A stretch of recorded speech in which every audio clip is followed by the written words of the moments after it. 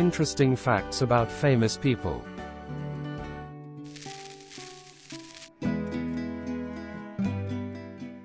Underrated spaghetti westerns.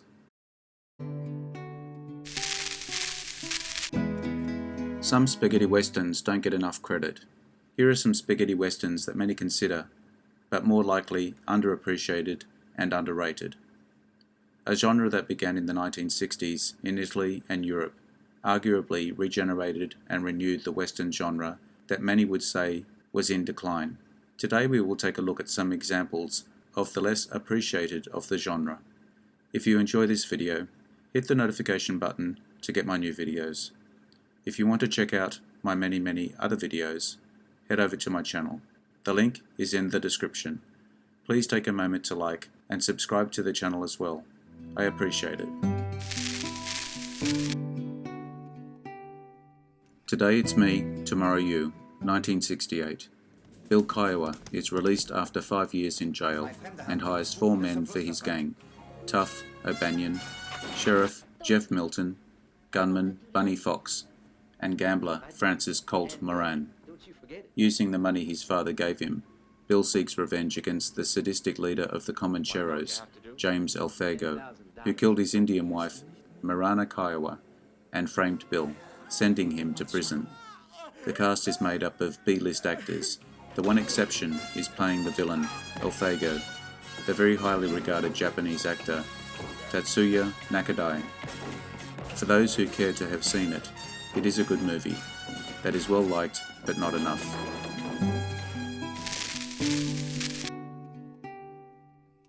Metallo, 1970. A gang rescues a criminal from the gallows to attack and rob a stagecoach full of gold. When they get the loot, betray him and leave him dying in the middle of the desert. The band reach a mysterious ghost town where they realize that there is something strange about it. They discover that the only resident is a mysterious old woman, but they do not know that a strange shadow lurks. Many of us like it, but not nearly enough.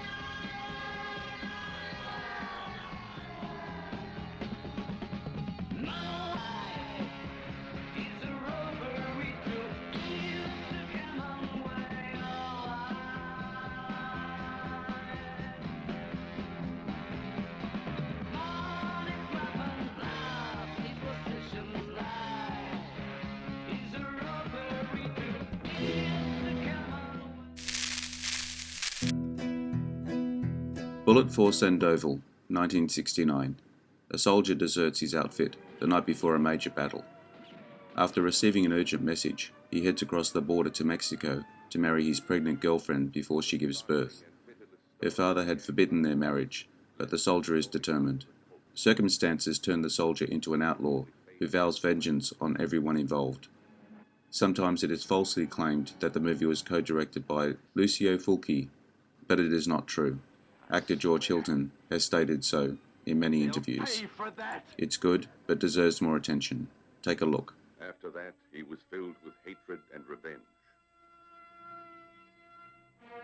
Warner's getting more dangerous every day. On that day, wherever he is, we'll meet face to face.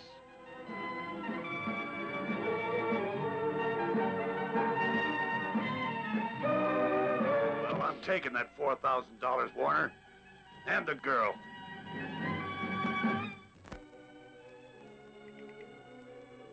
There were 6 of them, like the 6 bullets in a gun.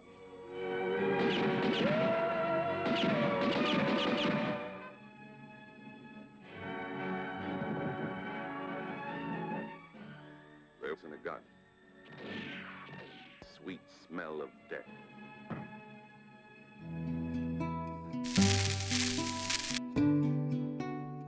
Drummer of Vengeance, 1974, aka Day of Judgment.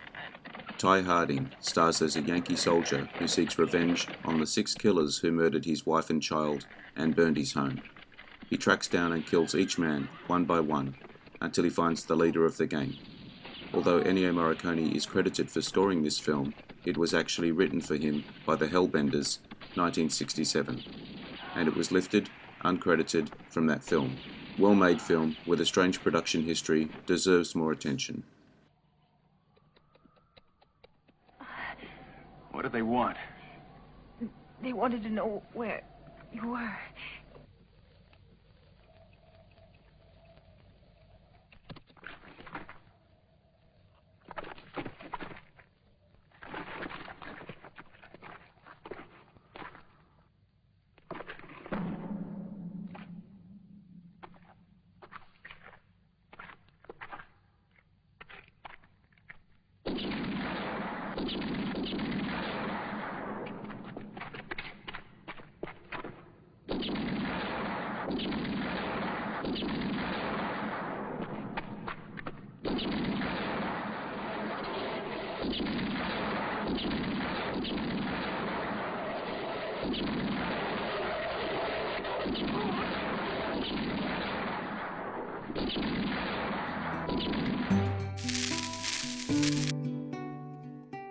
Duck You Sucker, 1971. A low-life bandit and an IRA explosives expert rebel against the government and become heroes of the Mexican Revolution. Sergio Leone offered the role of Juan Miranda to Eli Wallach, but Wallach had already committed to another project. After Leone begged Wallach to play the part, he dropped out of the other project and told Leone he'd do his movie. However, the studio already had Rod Steiger signed. Leone offered no compensation to Wallach, and Wallach subsequently sued.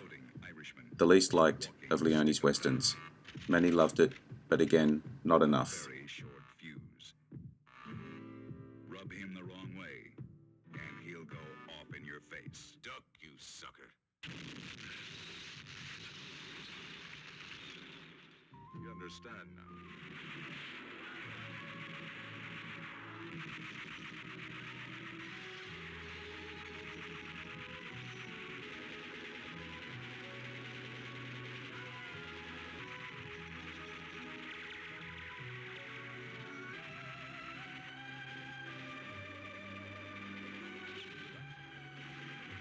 Rod Steiger and James Coburn together, they'll blow you apart. Duck, you sucker.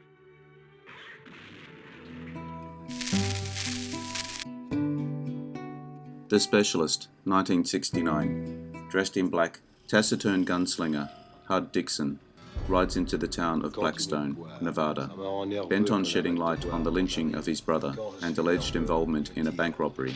Dixon crosses paths with El Diablo, his one-armed former friend and Mexican bandit leader.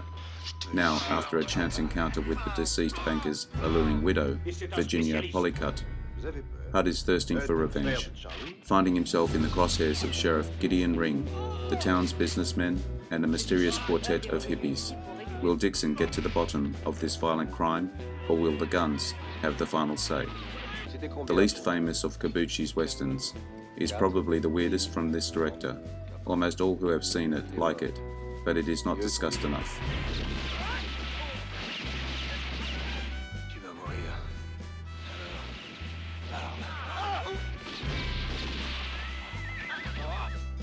Parle, mon frère!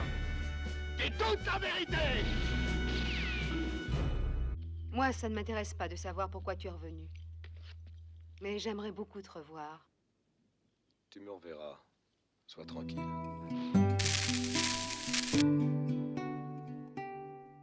Shoot, Gringo, Shoot, 1968, aka The Longest Hunt. Gutierrez offered to save fugitive outlaw Chad Stark from hanging if Stark will agree to find and return Gutierrez's runaway son, Fidel. Stark soon finds Fidel, who's joined up with an outlaw band run by Stark's former acquaintance, Charlie Donegan, now calling himself the Major. Stark tricks the Major into letting him take Fidel to lay the groundwork for a projected train robbery. Stark then forces Fidel on a hazardous journey across a desert, where they meet up with the Londonderry family, heading west to California. Back at the Gutierrez ranch with the unhappy Fidel, Stark discovers that Fidel is not Gutierrez's son. It seems the woman Gutierrez married was, unbeknownst to him, already pregnant with another man's son. Gutierrez is now determined to avenge his honor by killing Fidel. Well liked, but not enough.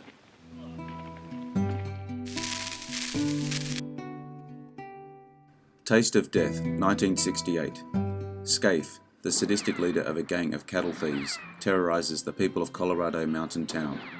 Bill Ransom, the retired sheriff, is the only one to stand up against Scaife and his men, among whom is Dan L., a former friend of his.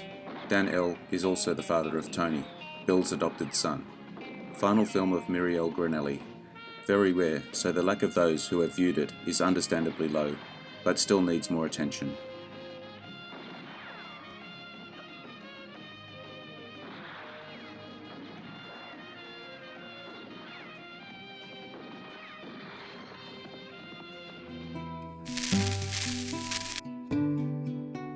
California, 1977. After the Civil War, Michael, California, Random, is released from prison and goes to Missouri with his partner William. He is killed by bandits. California decides to return the belongings to his family and helps them against outlaws. So much better the second time around. Feelings are often mixed, but are still good.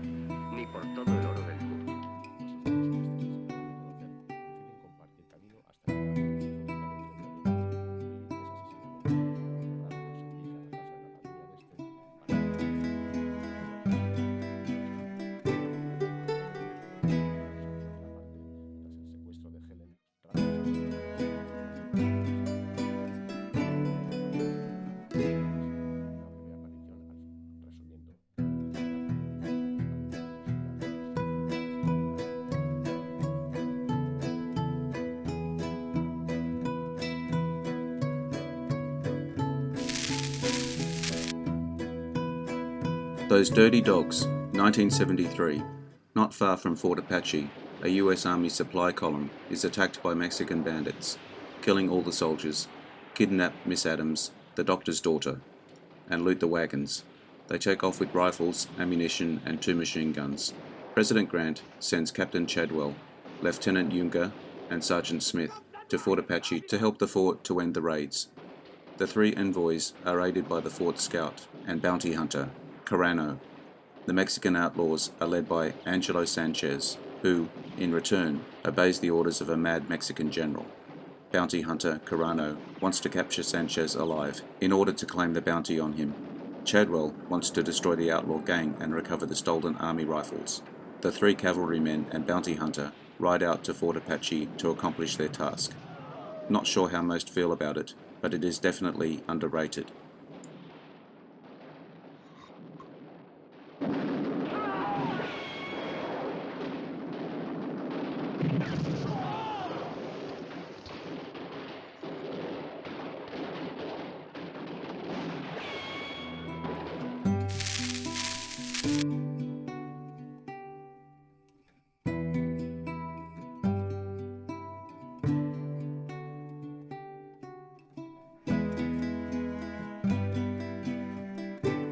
I hope you enjoyed the video. Let me know what you think in the comments. I appreciate your likes and subscribers. Hit the notification button to get my new videos. Take a look at my channel and check out my Facebook page. The links are in the description. I am Wrangler. Bye for now. See you again soon.